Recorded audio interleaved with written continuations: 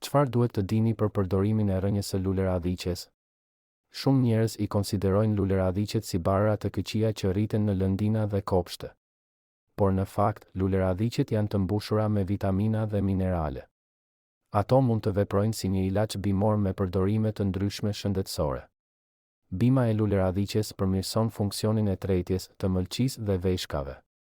Ajo rrit aftësinë metabolike dhe detoksifikuese të mëlçisë. Luleradhiqja mbron veshkat dhe vepron si një diuretik natyral.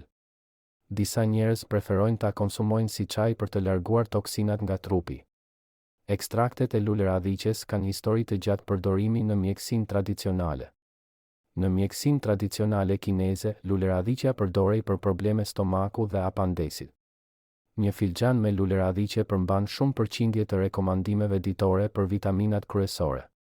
Si të thani dhe të ruani rënjën e luleradhiqes për të qëndruar deri në një vit?